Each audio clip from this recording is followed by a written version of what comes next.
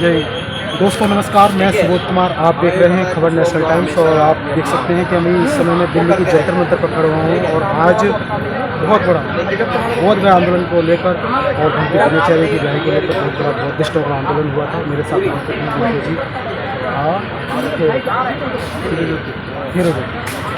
जी तो भंते जी, जैसे कि जिस तरह से आज का जो आंदोलन हुआ है दिष्टों का दिल्ली के जंतर मंतर पर, सबसे पहले तो इस आंदोलन को लेकर क्या होगा? ये आंदोलन उम्मीद से, जिस प्रकार से हम उम्मीद लगा रहे थे, जिस प्रकार से हम सुन रहे थे कि आंदोलन में बहुत बड़ी संख्या में लोग आएंगे, शायद मुझे समझता हूँ कि मुझे ऐसा लगता है कि वर्किंग डे की वजह से लोगों का कम हो रहा है।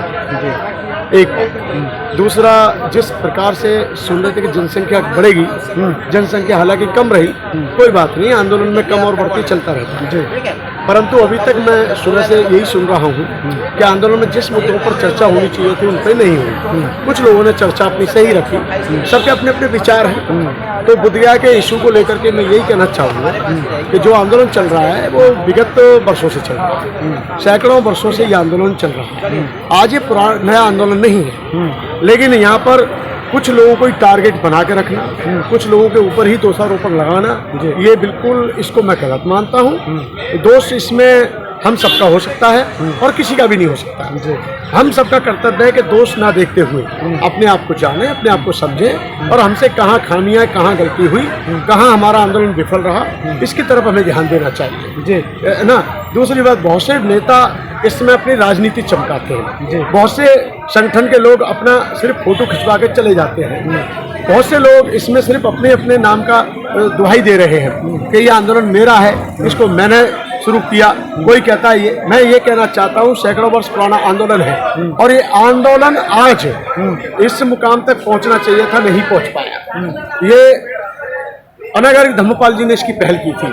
अनागारिक धम्मपाल, भदंत अनागारिक धम्मपाल जो श्रीलंका से थे, उन्होंने पहल की थी। उसके बाद में फिर ये 91, 92, 93, 94, 95 में, यानी 4 से 5 साल आंदोलन बहुत विकराल रूप में धारण किया गया, बड़े रूप में आंदोलन किया गया और उसका रिजल्ट ये आया कि पहली बार अम्बेडकर क्राइट बौद्ध भिक्षुओं की, जो बाबा साहब अम्बेडकर के बाद में बौद्ध जागरूक हुए थे, जिनमें से बौद्ध भिक्षु बने, उनमें 2 भिक्षु ऐसे थे जो ट्रेडिशनल बुद्धिस्ट, जैसे भदंत आर्य नागार्जुन सुरेश साई जी, जो जापान से हैं लेकिन भारत में बहुत लंबे समय से नागपुर में रह रहे हैं, और इनके साथ में भदंत ज्ञानेश्वर, जो बाबा साहब डॉक्टर अम्बेडकर के गुरु भाई हैं, जो कुशीनगर में रहने वाले हैं। वो बर्मा के रहने वाले हैं वैसे, लेकिन अभी कुशीनगर में रहते हैं जब भगवान बुद्ध का महापरिनिर्वाण हुआ था जी। तो उनमें से 2-3 भिक्षु उनमें वो भी थे जो सही मायने में अम्बेडकर क्राइट बौद्ध भिक्षु थे, जैसे भदंत प्रज्ञाशील जी, भदंत आनंद महाथेरो जी और भदंत करुणाकर जी।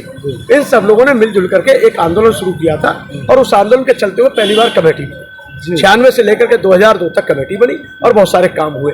लेकिन आज फिर बीच में 7 में 5 में आंदोलन हुआ, 5 के बाद 7 में हुआ, 9 में हुआ और बड़ा आंदोलन 2015 में 25, 26, 27 अप्रैल को इसी जंतर मंतर पे बहुत बड़ी संख्या में बाहरी भीड़ के साथ आंदोलन किया गया। और उस आंदोलन के बदौलत उससे पहले जो आंदोलन हुए थे 2005 में, 2009 में, 2007 में और जो 93 में, 92 में जो भी थे, उन आंदोलनों से ये रिजल्ट आया था कि सरकार झुकती थी, सरकार सुनती थी और सुन करके बौद्धों की समस्याओं के निराकरण के लिए कोई ना कोई कदम उठाती थी। जैसे पहला तो यही कदम उठाया कि पहले कंडीशन थी कि हिंदू सेक्रेटरी होगा, अब वो हिंदू शब्द जो हट गया, अब बुद्धिस्ट सेक्रेटरी होगा, अब बुद्धिस्ट सेक्रेटरी है, यानी 96 से लेकर आज तक बुद्धिस्ट सेक्रेटरी है। मैं आपको बता दूं जानकारी के लिए, उससे पहले एक ही आदमी 27 साल तक सेक्रेटरी रहा, आरपी सिंह। उस पर फिर बहुत सारी जांच पड़ताल करवाई हमारी कमेटी के द्वारा। ये चलता रहा, बनता रहा, थमता रहा, उभरता रहा। लेकिन अभी जो आंदोलन हुआ 12 फरवरी 2025 में, इस आंदोलन को ये कहा जा सकता है कि ये नेतृत्वहीन आंदोलन रहा। इसमें 4-5-6 मुखिया बने, उन्होंने कहा कि ये मैं इसका प्रेरणादायक हूँ, कोई कह रहा है ये मैं इसका जन्मदाता हूँ, कोई कह रहा मैं आंदोलन चला रहा हूँ, कोई कह रहा मैं इस आंदोलन का मालिक हूँ। इस प्रकार की भावनाओं से, इस प्रकार की सोच से समाज में भ्रांति पैदा हुई। और अब क्या हो रहा है कि चंद लोगों के ऊपर इसका ठीकरा फोड़ा जा रहा है। तो चंद लोगों को दोषी ना देकर, चंद लोगों के ऊपर दोषारोपण ना देकर हमें ये करना चाहिए कि हमें इस पर ध्यान देने की आवश्यकता है कि हम कहाँ फेल हुए, कहाँ सफल हुए और फेल हुए तो क्यों हुए और सफल नहीं हो पाए तो किस लिए नहीं हो पाए। इसके लिए हमें वरिष्ठ भिक्षुओं से मिलकर के जो पुराने आंदोलनकारी भिक्षु थे उनके साथ मंत्रणा करना चाहिए और नई नीति के तहत रणनीति तैयार करके हमें नई शुरुआत करनी पड़ेगी। जी कहाँ सफल हुए, कहाँ फेल हुए, और जैसे कि आपने कहा कि आंदोलन पहले से ही काफ़ी समय से चल रहा है, लेकिन आंदोलन पहले भी चला है और 7 में भी चला है, 9 में भी चला है, तमाम कई सालों से चलता हुआ रहा। आज दिल्ली की जंतर मंतर पर भी हुआ, लेकिन हम जो हमारी जो बौद्ध विरासत है हम उसको मुक्त नहीं कर रहे। एक बौद्ध यही विरासत नहीं है, बुद्ध के नाम पर जहाँ जहाँ धार्मिक बहुत बड़े स्थान है वहाँ पे सभी जगह पर कब्जा है। डूंगरपुरी पर्वत हम अब तक सुनते थे, हमें जानकारी मिली अभी हमारा बुद्ध जयंती का कार्यक्रम मनाया गया था 25 मई 2025 को लखनऊ में। एक भिक्षु द्वारा, भंते जी द्वारा, उनको अच्छा अध्ययन था, उन्होंने बताया कि जिसको डूंगरपुरी कहा जाता है उसको प्रज्ञा पर्वत कहा जाता है बौद्ध इतिहास के अनुसार। जहाँ बुद्ध ने बुद्ध बनने से पहले 6 साल तपस्या की, यहाँ बौद्धों के महत्वपूर्ण सहयोग से हमने 1.25 एकड़ जमीन ली है जल्द में ही, और उसके लिए अभी हम 23 नवंबर को बहुत भव्य कार्यक्रम करने जा रहे हैं, वहाँ बाबा साहब की मूर्ति स्थापित की जाएगी। तो जो आप कहना चाह रहे हैं यही वो जंतर मंत्र है जहाँ पर आंदोलन पहले भी होते आए हैं। बोर्ड क्लब पे आंदोलन हुए, राजघाट पे आंदोलन हुए, बड़े बड़े आंदोलन हुए, और 25, 26, 27 अप्रैल 2015 में जो कार्यक्रम हुआ था वो बहुत ही बड़ा था, बहुत ही भव्य था, और उन आंदोलनों से बहुत कुछ हासिल हुआ। लेकिन इस आंदोलन में मैंने ये देखा, मैंने बल्कि बहुत सारे उपासकों का कहना है कि इसमें संगठन एक नहीं था। एक होता तो एक ही अकाउंट में सहयोग आता और एक ही अकाउंट से वो खर्च होता, लेकिन यहाँ पर सबने अपना यूपीआई नंबर दिया, अपना पर्सनल अकाउंट नंबर भेजा, अपने पर्सनल डिटेल भेजी और अपने पर्सनल तौर पे पैसे मंगाए, फिर आपस में कहने लगे तुम चोर हो, तुम चोर हो, तुम चोर हो। ये सब बातें जब सामने आई, इससे समाज में कहीं ना कहीं भिक्षुओं के प्रति खुलकर आवाज आकाश लामा को और तमाम भंतों को लेकर, देखिए उसमें मैं वही कहूँगा फिर से कि चाहे वो आकाश लामा हो, चाहे वो के राहुल हो, चाहे विनयचार्य हो, चाहे अपने प्रज्ञाशील जी हो। प्रज्ञाशील एक पुराने चेहरे थे, प्रज्ञाशील जी वहाँ पे सेक्रेटरी रह चुके हैं, बुद्ध गया टेम्पल मैनेजमेंट कमेटी में बीटीएमसी में सेक्रेटरी रह चुके हैं, अधीक्षक के पद पर रह चुके हैं, मॉन्क चीफ के पद पर रह चुके हैं, और बहुत अच्छे से उन्होंने उस समय पर कार्य किए हैं पूरी कमेटी ने। तो उसमें प्रज्ञाशील जी भी सम्मिलित हैं। प्रज्ञाशील जी इस समय उनके संगठन में मौजूद है। तो मैं ये कहना चाह रहा हूँ कि जिसने गलत किया वो गलत है और समाज का दान है। समाज बड़े ही उम्मीद और विश्वास के साथ आपको सहयोग करता है। अगर उनके दान का कोई भी दुरुपयोग करेगा तो ये ठीक बात नहीं है, क्योंकि ये बौद्धों की श्रद्धा और आस्था से खिलवाड़ है। जिस तरह से भंते विनयचार्य जी की रिहाई वो हुई है, मतलब जिस तरह से गिरफ्तारी हुई है, वो जेल में डाले गए हैं, कहा जाता है कि षड्यंत्र के तहत हुई है, उसमें कुछ जैसे बहुत भिक्षु पर भी आरोप लग रहा है।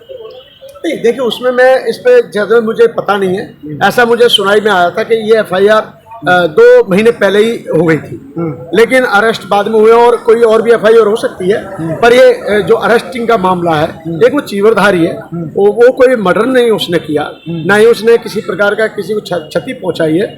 मैं ये कहना चाहता हूँ कि जो भी है ये मामला, इससे कहीं ना कहीं बौद्धों की भावना आहत होती है इस प्रकार के मैसेज से, और हम उसकी रिहाई के लिए कहेंगे कि बिहार सरकार को एक बौद्ध भिक्षु को इस प्रकार से अरेस्ट नहीं करना चाहिए था।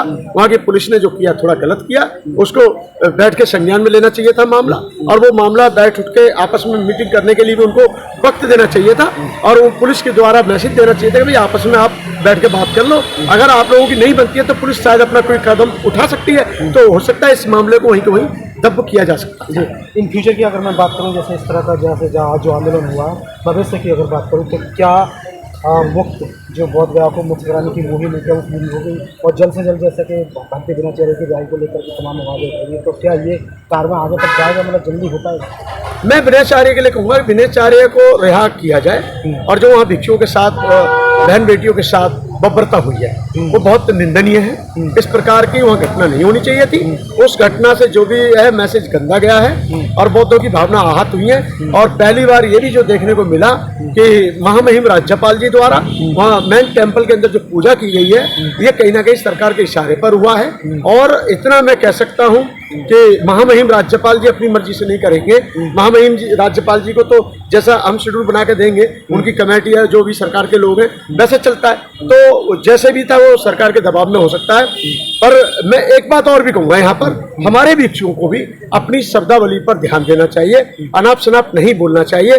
बयान जब भी हमें देना है तो हमारे लिए ये ध्यान रखना चाहिए कि हम एक चीवरधारी हैं और चीवरधारी होने के बाद में हमारी बोली भाषा, हमारे सभ्यता भरे शब्द समाज के सामने जाने चाहिए और भिक्षु के पास में सहनशीलता के साथ साथ सभ्यता का होना बहुत जरूरी है।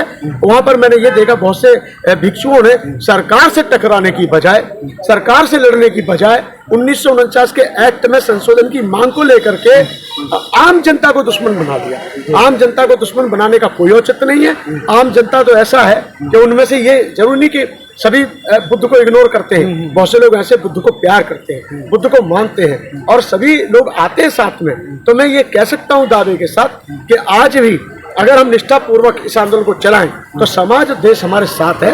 और आने वाले समय में अखिल भारतीय भिक्षु महासंघ, अखिल भारतीय बुद्धगया मुक्ति आंदोलन समिति जो पहले से आंदोलन करती चली आ रही थी, विगत वर्षों से करती चली आ रही थी, आज अभी जो आंदोलन हुआ है हम इसको ध्यान में रखते हुए आने वाले समय में हम अपने राष्ट्रीय अध्यक्ष पूज्य भदंत आनंद महाथेरो जी से विचार मंत्रणा करेंगे और प्रेस कॉन्फ्रेंस अभी मैंने जल्दी में की थी और उसको ही लेके अभी हम बहुत जल्दी में फिर से एक प्रेस कॉन्फ्रेंस करेंगे और इस मुद्दे को लंबे समय से जैसे चल रहा था आने वाले समय में और तेजी से उठाएंगे। एक लास्ट सवाल है, जिस तरह से एक नए चीफ जस्टिस आए BR गवई, वो भी अपने आप को मतलब बौद्धिस्ट समाज से ही आते हैं, तो आपको सुप्रीम कोर्ट की भूमिका में क्या लगता है कि उनकी भूमिका हो सकती है वहाँ पर, जैसे जिस तरह से मुक्ति कराने में तो उनका सहयोग हो सकता है क्योंकि वो भी एक बौद्ध समाज से है और मामला भी जैसे कि सुनने में आता है कि सुप्रीम कोर्ट में भी इसका सुनवाई हो जाए, तो आपको क्या लगता है, उम्मीद लगती है कि आपको?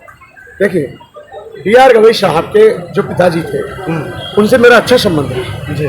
मैं जब बहुत छोटा सा था और राज्यसभा के MP थे, मैं उनसे अक्सर मेरी मुलाकात होती थी। और सबसे बड़ी बात, जब बिहार के राज्यपाल बने, महामहिम राज्यपाल बने, सिक्किम के बने, केरल के बने, तो भी हमारी उनसे मुलाकात बरकरार होती रहती थी जी। और जब हमारा 2005 में 25 फरवरी को पहला कार्यक्रम बोधगया के आंदोलन जो किया मेरे ही द्वारा किया गया था, सारी भोजन व्यवस्था से लेकर सब व्यवस्था मेरी द्वारा की गई थी, उसमें उस कार्यक्रम में माननीय RS गवई साहब, इनके पिताजी यानी भूषण गवई साहब के पिताजी, BR गवई साहब के पिताजी खुद उस कार्यक्रम में मौजूद थे, जोगिंदर कवाड़े जी मौजूद थे। तो मैं ये कह सकता हूँ कि हमें न्याय पालिका पर जी हमें पूरा कोर्ट पर, सुप्रीम कोर्ट पर हमें न्याय व्यवस्था पर विश्वास है। और 29 जुलाई को हम देखते हैं, 29 जुलाई बौद्धों के हित में, बौद्धों के निर्णय और बौद्धों की भावनाओं का सम्मान करते हुए या बौद्धों के उस दस्तावेज को साक्षी मानकर जो बिल्कुल तथ्य मौजूद हैं, क्योंकि बौद्ध तो बुद्ध का तो इतिहास पाया जाता है। जब राम मंदिर का फैसला आस्था के विषय को लेकर किया जा सकता है, आस्था का सम्मान करते हुए कहा जा सकता है। हमारे जज, महामहिम जज जैसे लोग कहते हैं कि मैंने वो संविधान को ना समझकर मैंने आस्था को देखते हुए न्याय किया है। तो मैं ये कहना चाहता हूँ कि यहाँ हम आस्था की बात नहीं कर रहे हैं, हम तो तथ्य की बात कर रहे हैं। बुद्ध का वो जो है आज का नहीं है, हजारों साल पुराना है और हमें आज भी 29 जुलाई पर पूरा विश्वास है और न्याय पर पूरा विश्वास है।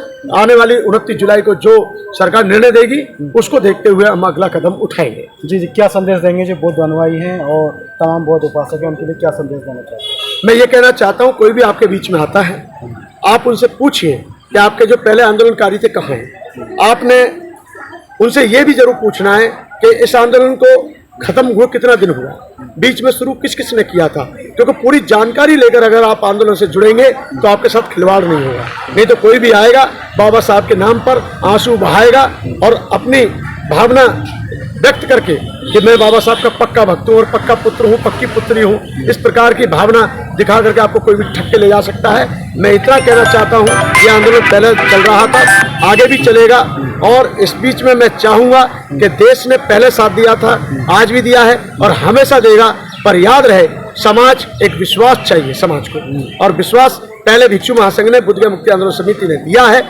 आगे भी देगी। और मैं इस विषय में पूज्य भदंत आनंद महाथेरो जी से और बुद्धगया मुक्ति आंदोलन जो समिति अखिल भारतीय है उससे पूरी बात करके भिक्षु महासंघ में नई मंत्रणा करके नई रणनीति तैयार करके हम 29 के बाद कोई कदम उठाएंगे। उससे पहले हम अपने विचार विमर्श करेंगे और बीच बीच में प्रेस कॉन्फ्रेंस के माध्यम से आपको जानकारी देते रहेंगे। जी, बहुत बहुत धन्यवाद। देखिएगा, तो ये भंते जी की एक तरह से अपील थी कि बहुत सारे जो नकली बनकर भी आते हैं और आपको जैसे कि बाबा साहब के पुत्र या भीम पुत्र इस तरह से कुछ कहते हैं, तो उनके बहकावे में ना हो। मैं सुबोध कुमार